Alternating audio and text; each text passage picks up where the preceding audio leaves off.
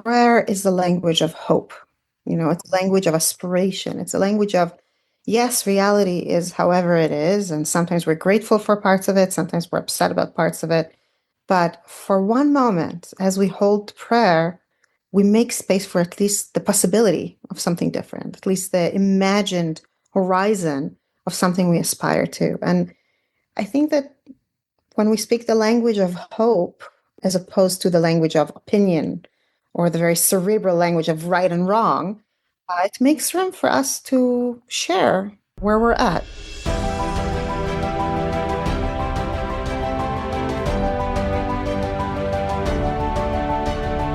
This is Women's Gallery, the podcast where we showcase women defining Jewish leadership today. My name's Joanne Greenaway, and each episode I interview one incredible female leader making a mark in her own way on the Jewish community.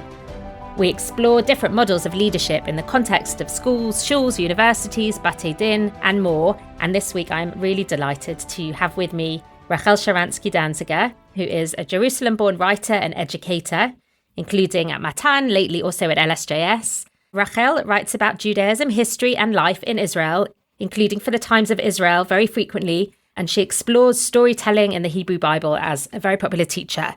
She is one of the creators of Az Nashir, a book of tefillot, and a new wonderful Haggadah, the new Az Nashir Haggadah, which is an anthology of women's Seder insights, produced with Shira Lankin-Sheps and Gordon and with Natan. And I'm really excited to have you with me, Rachel.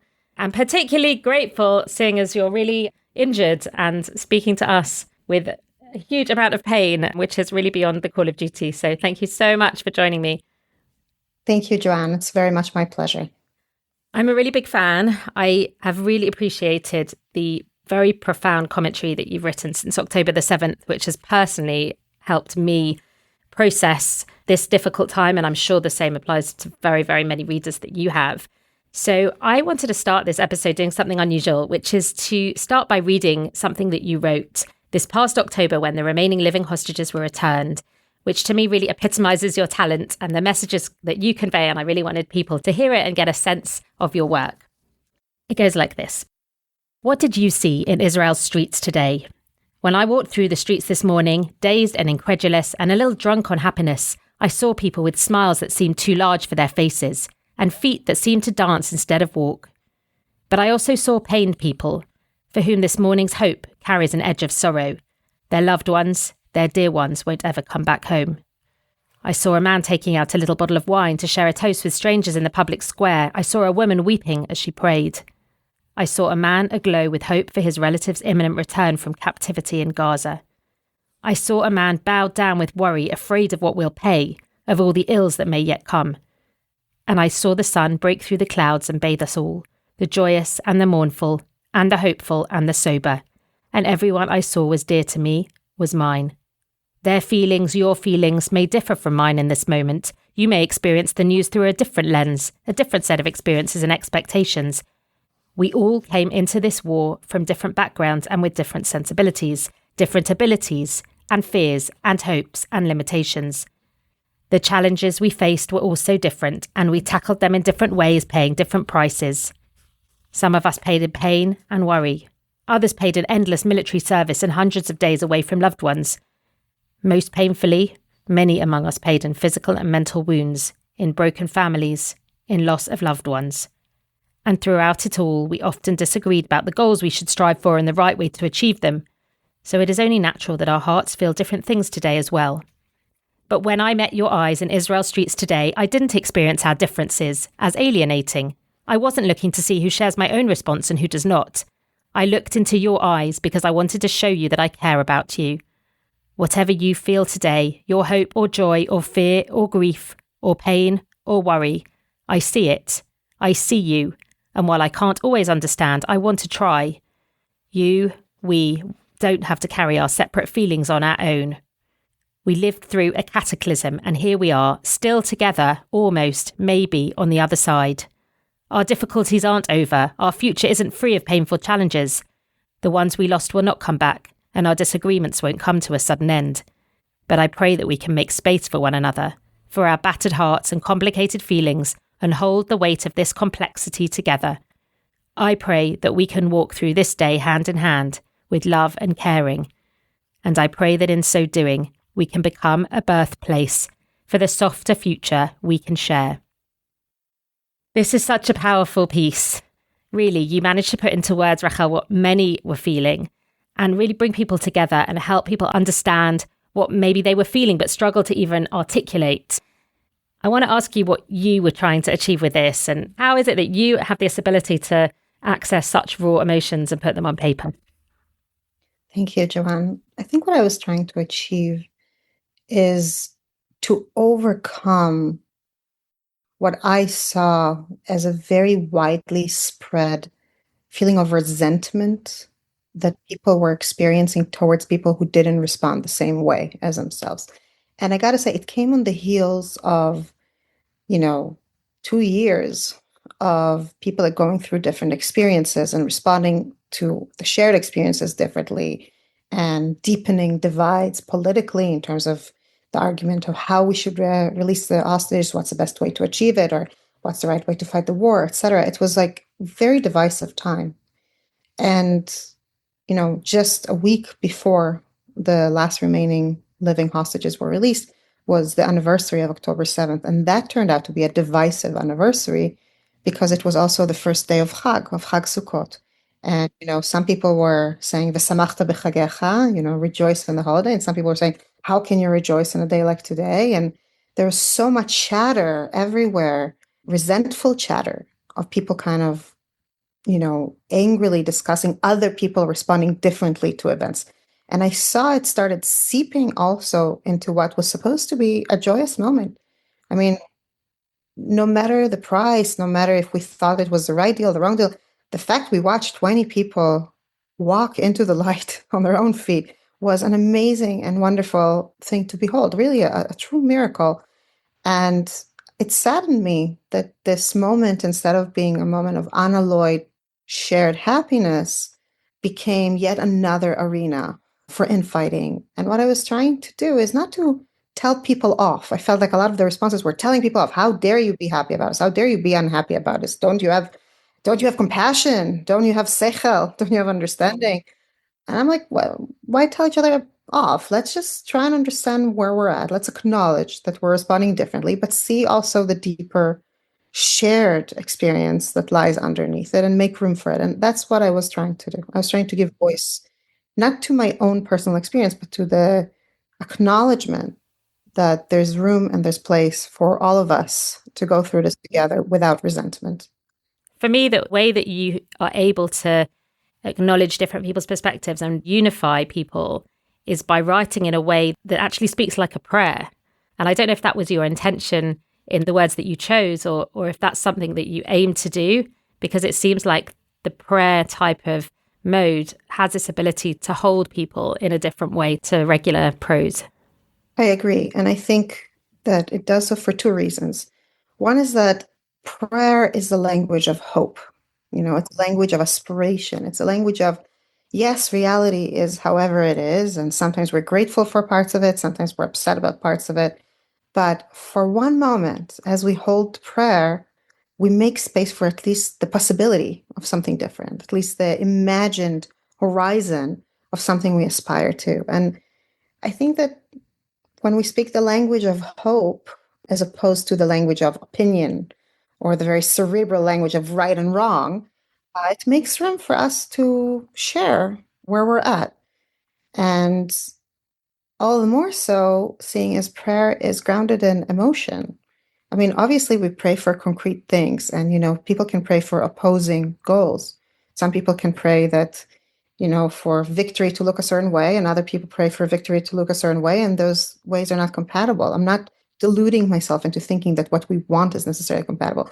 But when we're in this place of want and hope and yearning, I feel like if we give ourselves over to these feelings, we can have the humility to at least acknowledge other people who are with us in the prayer space. And I never really fully understood that prayer makes room for all of this until my friend Shira Lankin-Sheps roped me and our friend Rabbanit Ann Gordon into curating, creating, soliciting As Nashir, We Will Sing Again, which was an anthology of prayers written by women in Israel in response to October 7th and the war, and published, before the first set of Chagim, of high holidays following October 7th and before the first anniversary.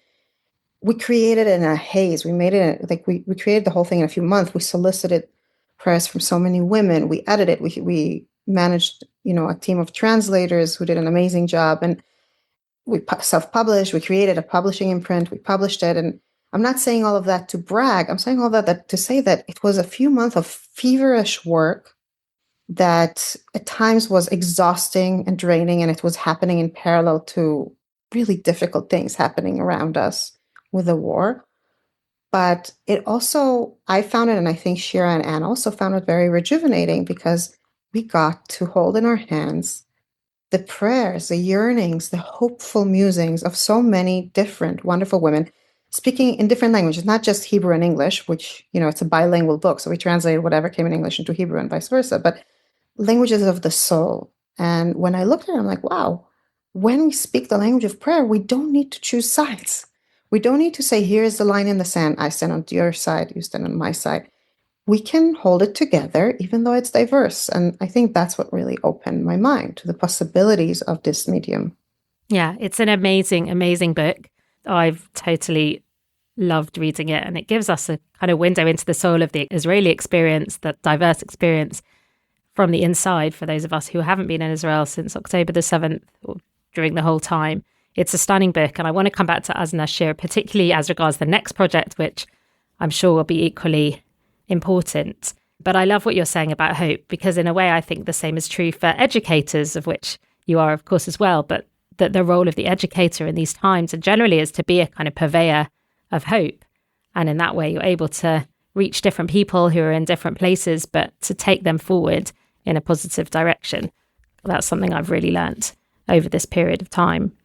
I really deeply agree. And I think that it's not just educators in the sense of people who hold official or formal positions. I think all of us have shared this responsibility now.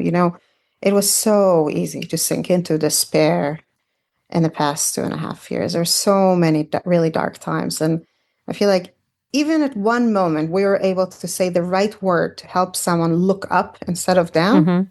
We did something that's worthwhile. Definitely. Definitely. Let me go a little bit into your own journey before we touch on your work, because I'd like people to get to know you a little bit better and where you've come from. You speak a lot in your writing very openly about the legacy of your parents and being the daughter of Natan and Avital Sharansky, which is, of course, an extraordinary legacy. And we all have learnt so much from their journey. How do you feel it's shaped you as a person, and what else in your life has shaped you and has helped you become the writer, the educator that you are today?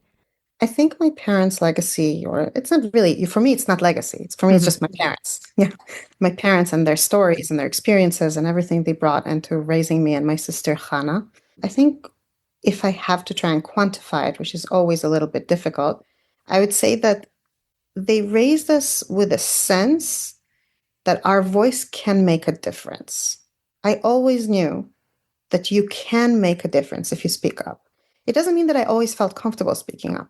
In fact, until, well into my 20s, when I was a young mother, I was kind of scared of speaking up because I was scared of inciting conflict. And I'm very conflict averse. I really, really don't like arguing. I don't like, raised voices. I don't like being in opposition to anybody. And I don't like when people are in opposition to me. It's very discomposing for me. So I didn't want to use my voice, but I always knew somewhere deep inside that using your voice is a possibility, and it's a possibility that is not pointless, meaning there is power in speaking up. And I also knew that there's power in collaborating, in working with other people, because my parents' story was never told to us in the singular. I did, I succeeded. It was always in the plural. Am Israel united and did this. Am Israel united and broke the iron wall and defeated an empire and brought it to its knees. So I always knew that there's power in speaking up, but the power is amplified if you partner with other people.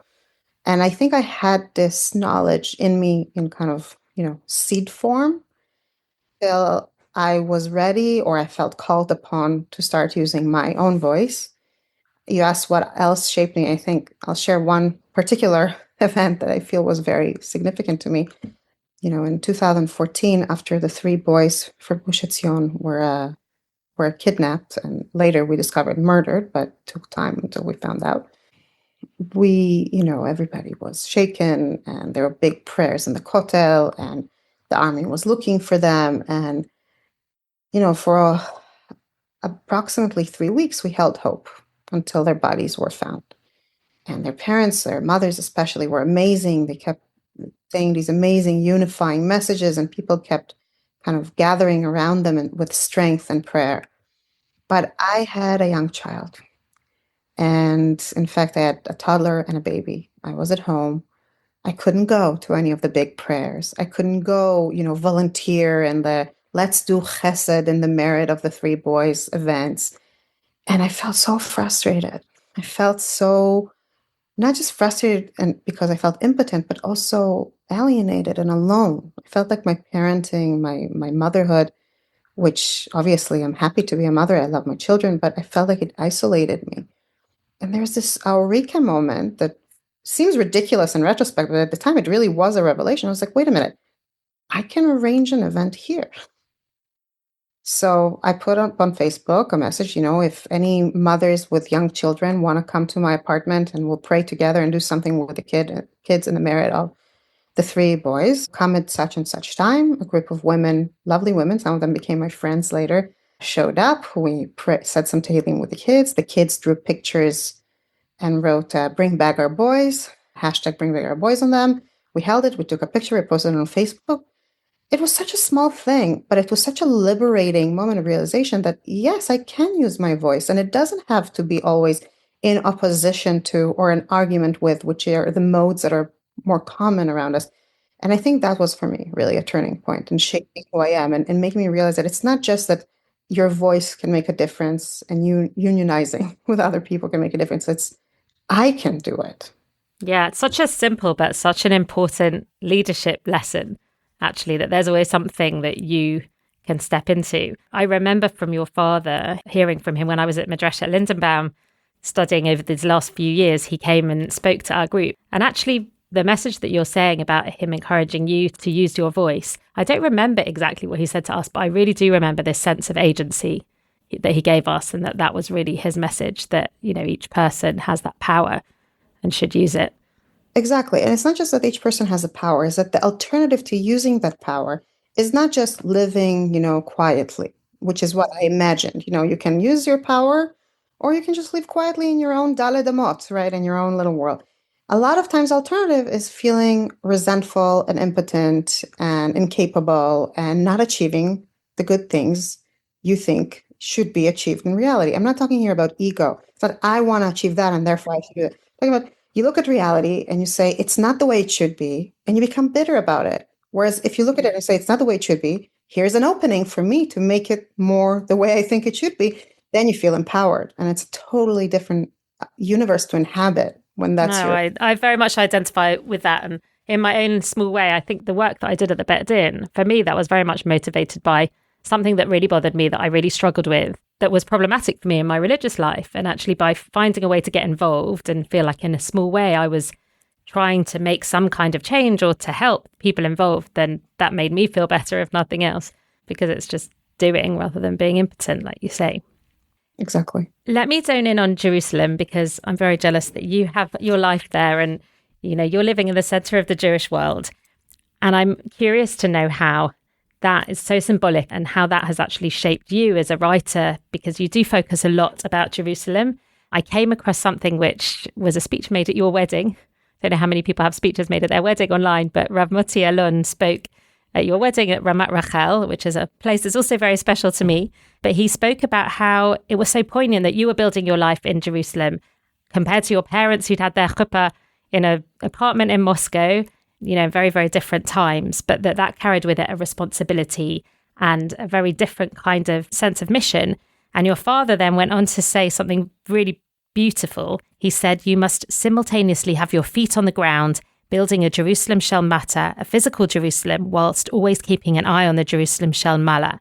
And he talked about your mission being to protect Jerusalem, to keep Jerusalem safe, and that challenge might in the end be even more difficult than the challenge that he had, that he was comparing himself to. And it really struck me as a beautiful comparison. And I wondered how you'd taken that with you in terms of a kind of sense of mission to really be a defender of Jerusalem in, a literal or a metaphorical kind of sense. It's interesting. I think that in some ways, the transition from Jerusalem as a dream to Jerusalem as a reality makes it harder to live with it. When something is a dream, it has the purity of aspiration. It is whatever you imagine it is. Then you get to Jerusalem or you get to Israel, to the promised land, right? And you discover that many people imagine Jerusalem and they imagine it very differently. And when they actually occupy the same space, it does not create a peaceful environment when so many different people with incompatible yearnings collide. And I think growing up in Jerusalem really brought home to me just how different we all are.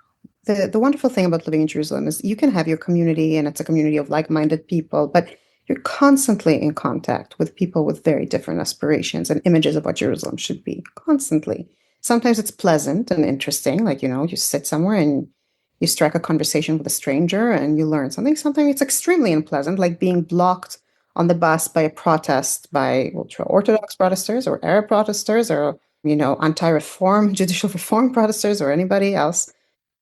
But the net effect of it is that you have a choice. And the choice is either, again, to be bitter and upset at the fact that all these people who don't get it, who don't see that you're right, are here, or to start thinking collaboratively and start thinking, what can we create together? How can we compromise and kind of translate our truly incompatible yearnings into a space that accommodates all of us to some extent? And maybe is even better than what any of us could have achieved on their own.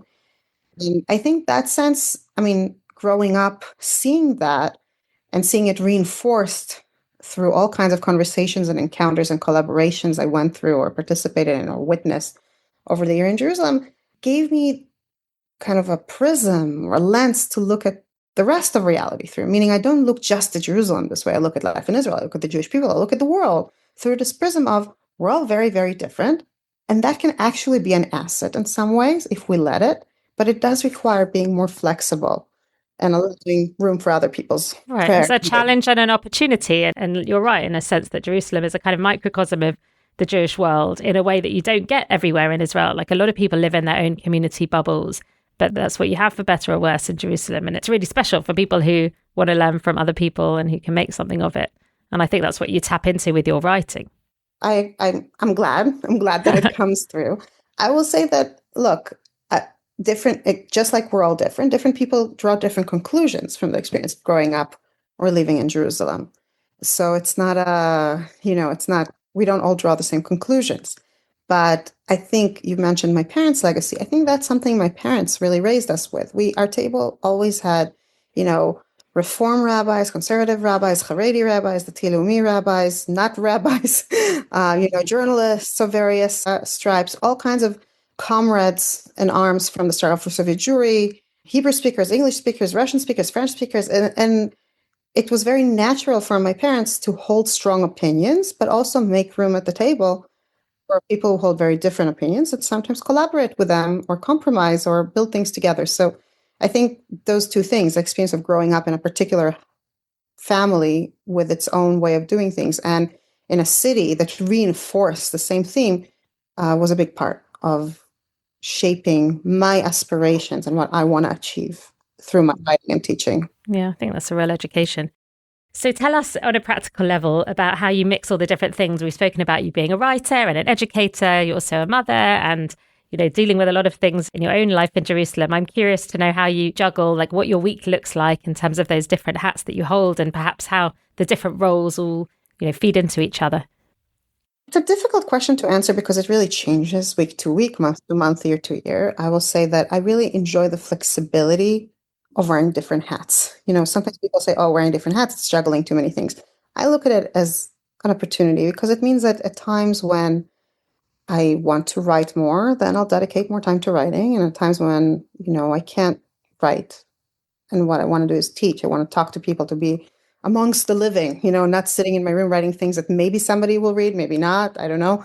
then I just write less and teach more. Obviously, family comes first. And when my kids were younger, I didn't have much time for either writing or teaching. And it's just, it's just a matter of going with the flow of life. I will say that despite the fact it's sometimes challenging, and I think my kids think I'm a workaholic because I have my hands in so many projects. That can happen sometimes when you work for yourself. You end up taking on more and being more Yes, dedicated because it's all on you. it's all on me, but it's also I'm passionate about all the things I do. I'm very fortunate, and I'm not, I don't want to take this privilege for granted. I'm very fortunate. All the things I do are things I'm passionate about. I teach and I write, and I do other things like unity work, all kinds of activism, because I want to, because I believe in it, and I'm fortunate that I'm able to. But it sometimes means that I take more than I can actually Yeah. handle, and I need to pace myself. Right, because work bleeds into life and it's hard to distinguish one thing from another. It's hard to keep boundaries. Yeah, it's almost impossible to put boundaries because it's all about my beliefs. It's all about what's important to me in the world. So I do everything because it's important to me, and it's not life work balance so much because work is life also, and life is work, and I don't know. It's a little more complicated than that. But I will say that one thing I've noticed over the years is that if I listen, if I really listen, I don't know if it's to myself, to God, to the universe, usually I can tell what I'm called upon to do right now. And, sometimes it's writing fiction, sometimes it's teaching. During the war, I felt called upon to step up and help the people around me more directly in my own community and the communities around me here in Jerusalem. And I did a lot more of that. And it's a matter of listening. It's a matter of being open and being willing to accept that if my calling right now is to help my community, to help the people around me navigate this moment in time, which is, of course, not one moment, it's a series of many, many, many difficult moments, then it means that my writing projects will have to take a step back. And sometimes it's not so easy to accept, but if I'm listening and if I'm faithful in answering, oh my God, I sound so new age, but I'm faithful in listening and adhering to this call, I feel like things line up the way they should be, and I'm able to make it work. I actually think that's an incredible skill that applies to everyone, that ability to be able to understand, even on a macro level, about what you want to do with your life, to be able to really tap into what it is that you really need to be doing is not something that everyone could do so easily. And then to be able to do that on a project by project basis is a huge skill that you must have a very kind of deep self-awareness or emotional reservoir to be able to listen in that kind of way. I'm not sure it's something that you could even teach. Yeah, but again, I don't want to, overstate it because I recognize that I have the privilege of a very strong support network, and my kids are older, so I'm able to do things that I wasn't able to do when I was a mother of very young kids. So I'm not trying to say, oh, everyone can do it. Just listen to yourself, whatever, if as long as you listen to yourself, things will be well. I'm just saying that I think we have stronger instincts than we sometimes imagine. And if we develop the practice of listening, and it is a practice, it's not something that comes. I mean, I journal every day. Really? My whole life, you develop practices, you develop habits that help you be in touch with it. I think we can glean something if we listen to our deeper self. Sometimes what we glean is now stop, now take a step back and draw back. That's a little bit what I'm going through now since the war ended. I feel like my instincts tell me, okay, now you need to lean out of all the activism, all the work, everything, and listen again. You need to listen to yourself, listen to something deeper, learn, fill your internal, Reservoir. Yes, exactly. Fill your internal reservoirs and not just create outwards. Yeah. I think tefillah as well, for some people anyway, can be that opportunity to listen, to tap in, to refocus, reprioritize. Absolutely. Absolutely. Different people find it in different things. I know my husband loves running, and running brings him into kind of a sense of balance with himself. Other people I know meditate. It doesn't really matter what you do as long as it speaks Find your to thing. you. Yeah, absolutely. One of the things that you wrote about that really struck a chord with me, which relates to this concept of listening to yourself, is about how you felt since the end of the war, and this kind of honesty, this raw honesty that you articulated about how you were struggling with what your mission should be, and how since October the 7th, there was this really clear sense of purpose that you needed to be there to support other people and drop other things in order to do that chesed and to be there to help others. But that what you said was a kind of fog of normalcy descended afterwards, where there wasn't that clarity about what your role was. And I wonder whether a few months later, you've found more clarity and what it is that you think you should be doing now, and perhaps we should all be doing now after that moment of a kind of urgency has passed. I can't really presume to say what everybody should be doing, but I'll say that I don't necessarily have a stronger sense of clarity about what I should be doing. I do have some sense of understanding that maybe the word should is the wrong word. Namely, that in the wartime, there really was a very clear should. The challenges presented themselves. I had the power to address them. So I had to. This was the right thing to do. It goes back to what I told you about that Mommy and Me, prayer event I arranged in 2014, that it's like reality is with it's imperfect, it's challenging, it could be improved upon. I can improve it. It's urgent. Let's do it.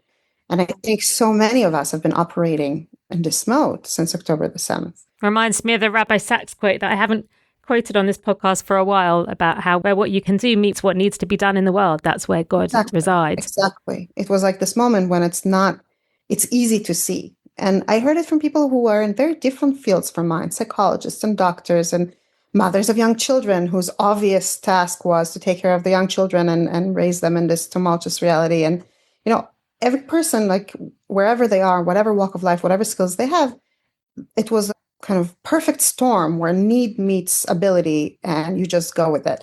At least that's how many people I know experienced it. But in normal life, so to speak, I don't know what normalcy means for us, but in life, when you're not at the presence of such urgent tasks, it's urgent national tasks, I would say, it's not like that.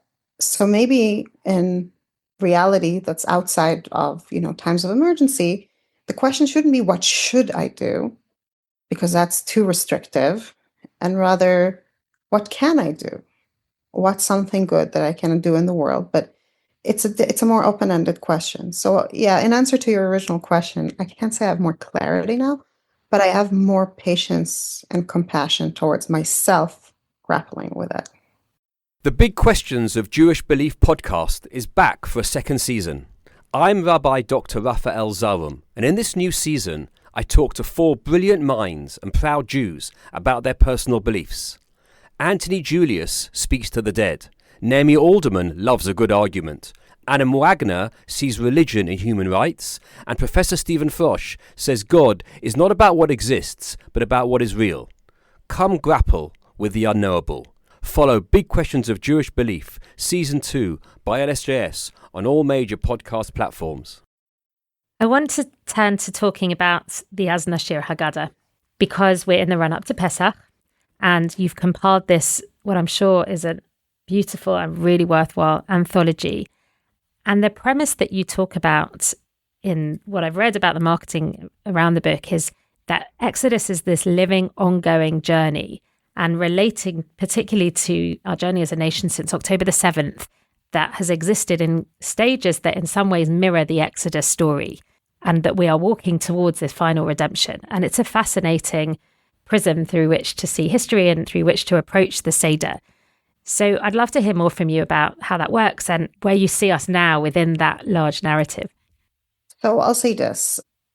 When we were working on the original Azna Shir book, part of our motivation was that we felt, and we got the same feedback from so many people around us, like we lost our certitudes. We lost our sense of security. And it wasn't just the loss of sense of security in the sense of how could the state let it happen? How could the army let it happen? How could God let it happen?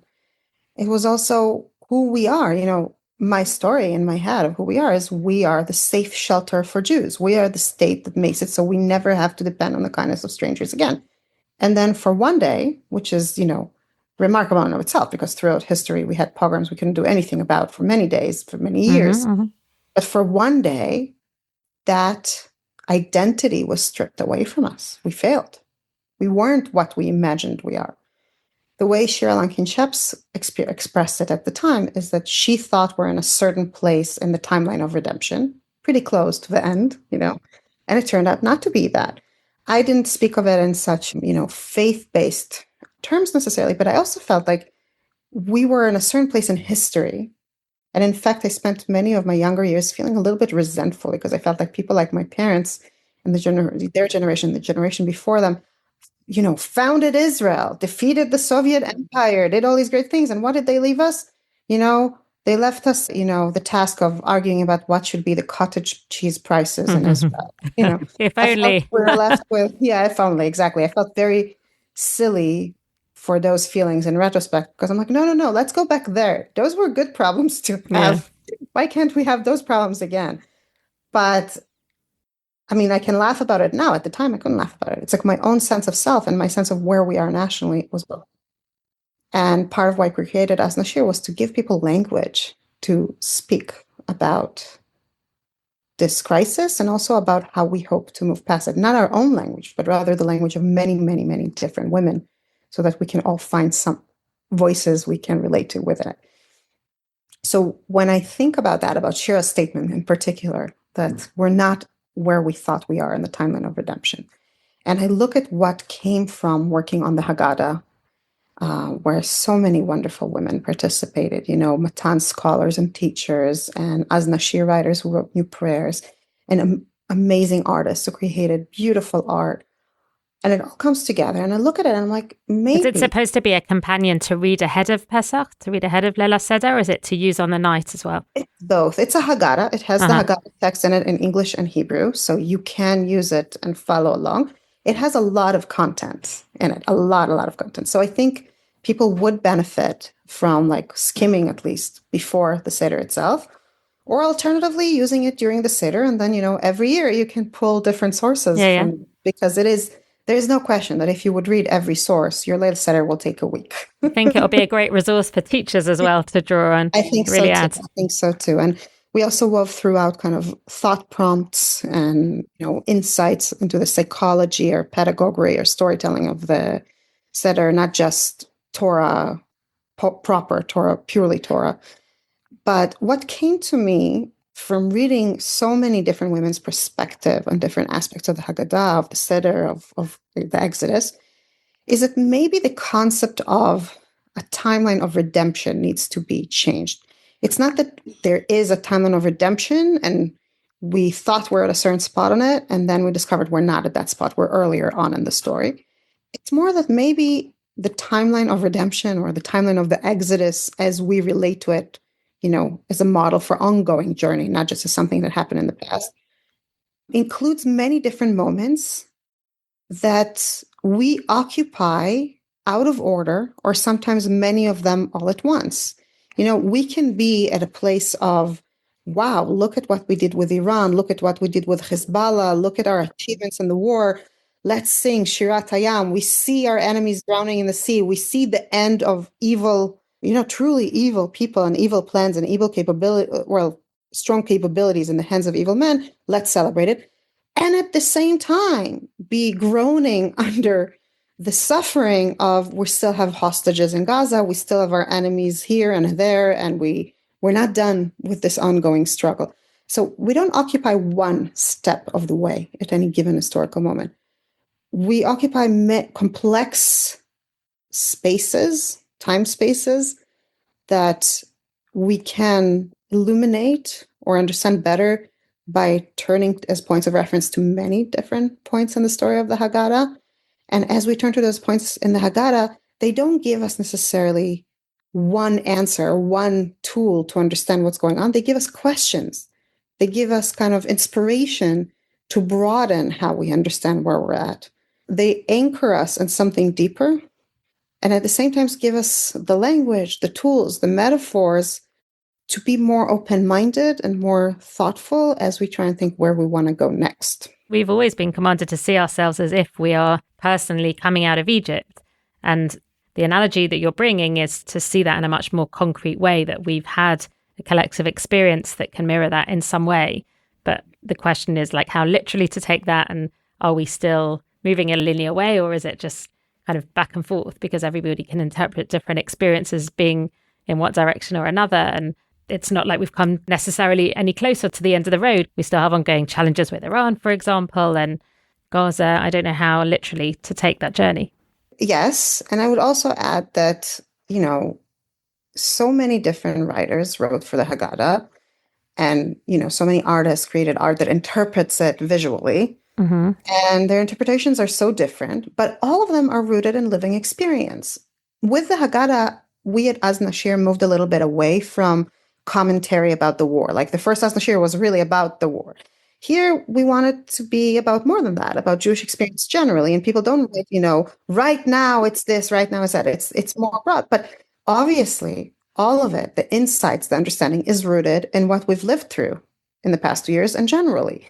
So you look at it and you see how different women found in the story of the Haggadah, tools, frameworks to understand themselves and what's happening around them, and how they all use those frameworks and tools differently.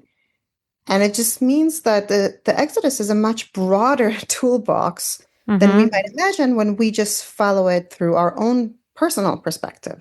Yeah. So going through it with the Atmospheric Haggadah is a communal experience in a sense. And that's what's so powerful about it, I think. I'm really looking forward to getting a copy. Thank you, Joanne. So in terms of what's happening around us now, more broadly, and we're now leading up to elections, and my inbox is full of discussion about what will or won't happen.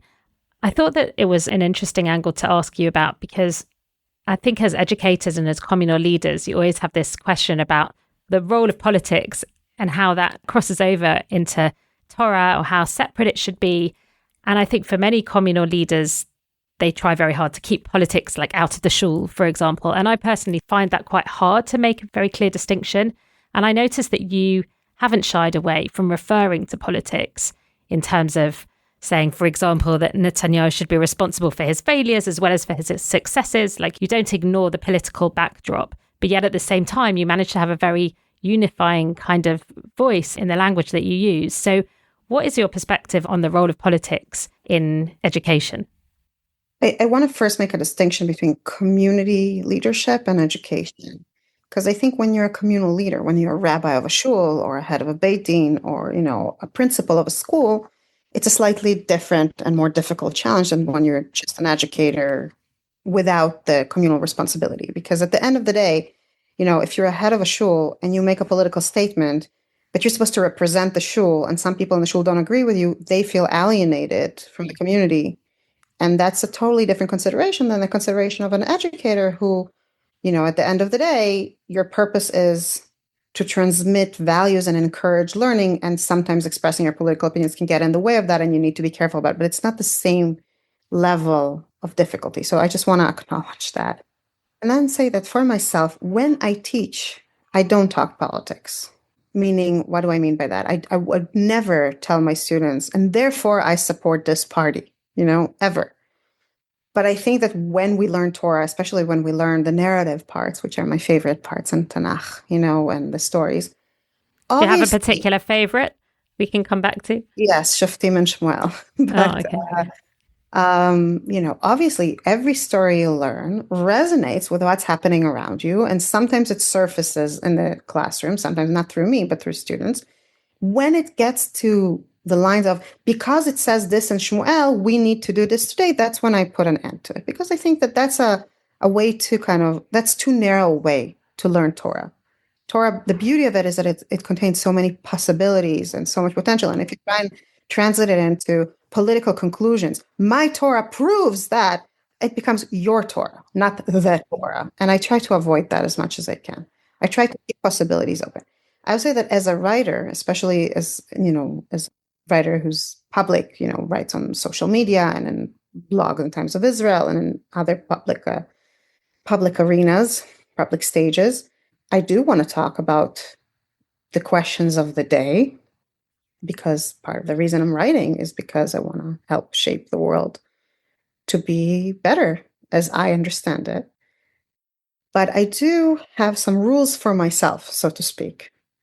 And one is that I don't endorse politicians. I think you can talk about the questions of the day in a thoughtful way that invites conversation until you start endorsing particular politicians. The second you start endorsing particular politicians, it's no longer about the issue. It becomes ad hominem. It's about the person. And then, I'm not saying that I never, ever made any reference to any particular politician and said something about them. Like you quoted me saying something specific. But I try to be political without being partisan, if that makes sense. Right. And I think politics brings values to the fore. So it's very often the values that you're commenting on. Exactly. And I would say more than that. I would say that, I feel like the word political has become a little bit stigmatized. We think of politics as partisanship. But what does it mean to be political? It means to be part of society and care about what direction society takes. It so happens that for me, the main prism through which I look at politics and at society is the prism of collaboration. I really, truly, and deeply believe that we're better off with our different opinions than without them, that we're stronger and better if we're able to incorporate more voices, more opinions, more ways of doing things. It's not a compromise for me. For me, that's an ideal. And that makes it easier for me, I think, in my writing and in my public speaking, not the teaching part, because like I said, there I try and avoid that as much as I can. It makes it easier for me to speak without being partisan because I'm not interested in that. I'm not really interested in convincing anyone to vote for the same party I will vote for. I mean, I wish I knew what party I will vote for. With you. Good luck with that. If I had any conviction about that, maybe I'll feel more confident convincing other people. I don't.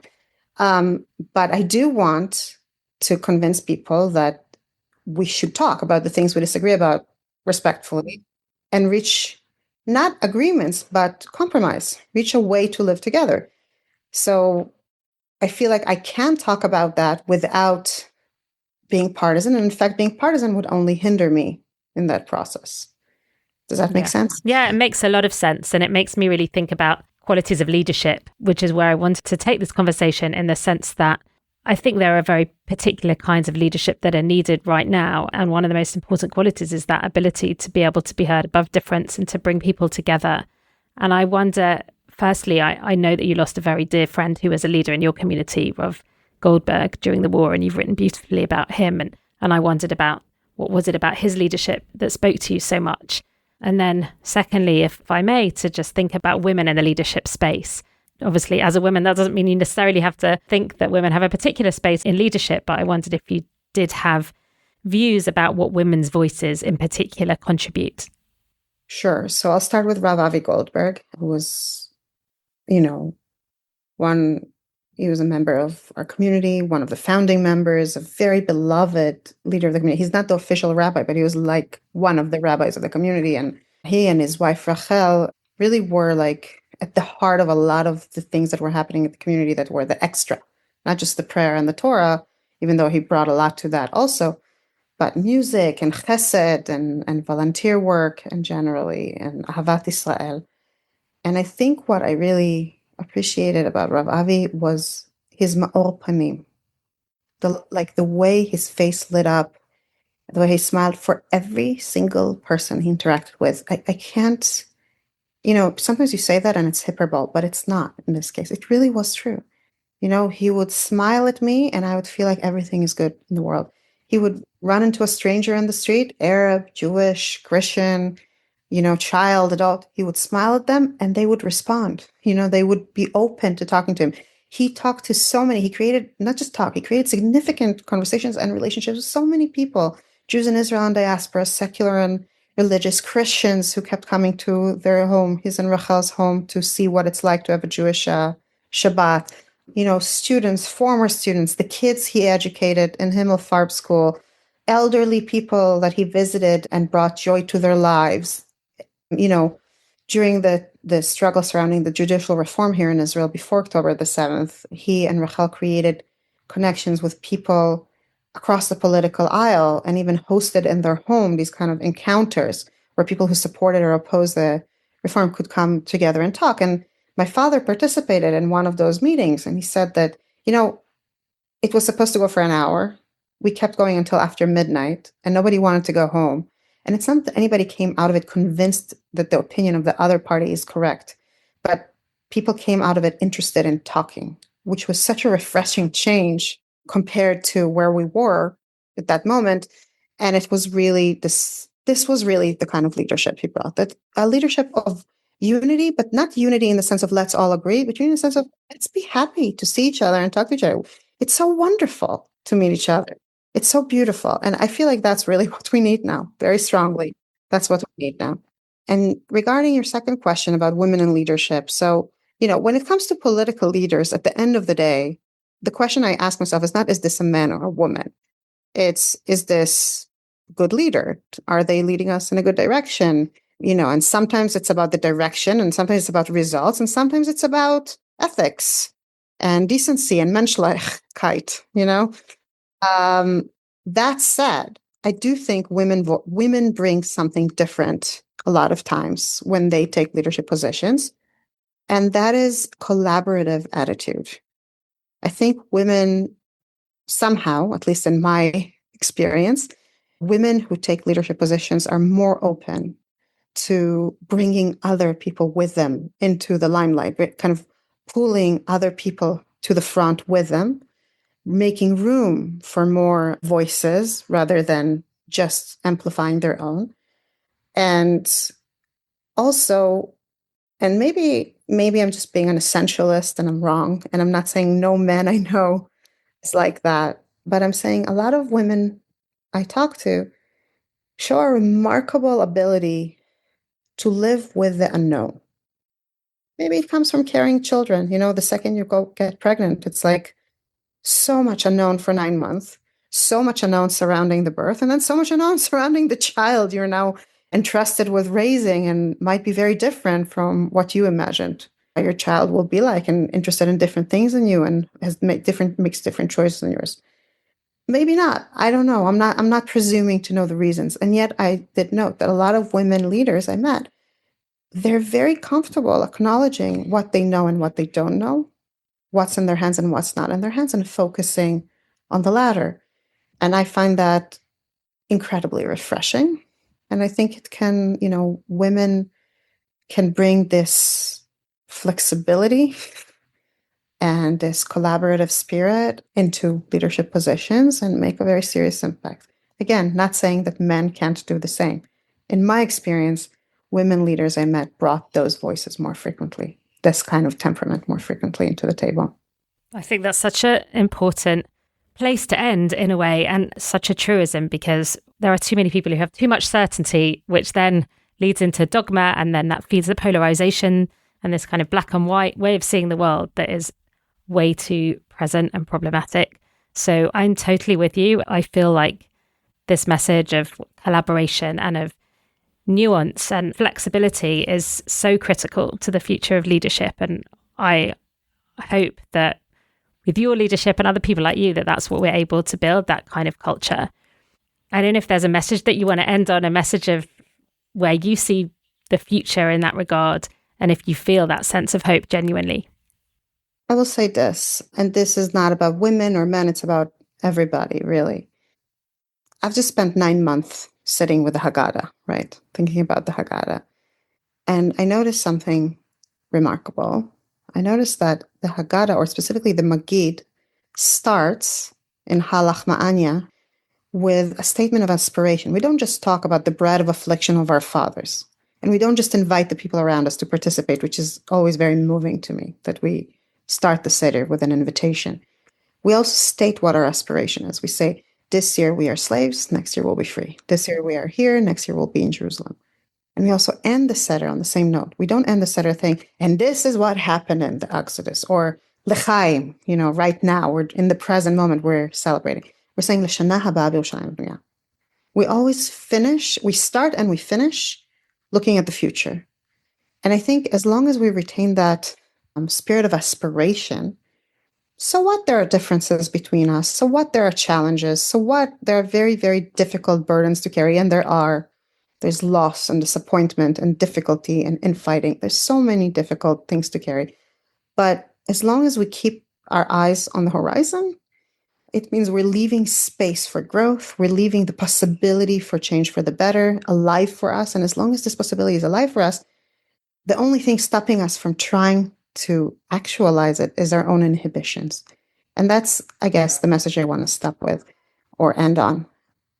We can do more than we think we can do. We just have to stop stopping ourselves. We have to believe that future we're imagining, we have a unique part to play in achieving it. And it's up to us to pick up that responsibility, each and every one of us in their own ways, and start marching. What an invitation. Let's do it. Thank you so much for sharing your insights and for ending with Torah and for really focusing on building bridges, because that is such a vital message. And I've loved talking to you about it. And thank you for coming on. It was really special to talk to you. And I hope we get to do this again soon. I want to thank also all of our listeners for being part of this conversation. Please do share this episode with other friends who might appreciate it, and review the podcast if you can, because that really helps us. And we have just published our brand new semester's program at LSJS with lots and lots of really, really original and in-depth learning experiences, as well as lots of tours and overseas tours, including a trip to Paris at the end of April. We'd love you to join us, so do check it all out on our website, lsjs.ac.uk. And if you're listening to this just ahead of Pesach, then Chag Sameach.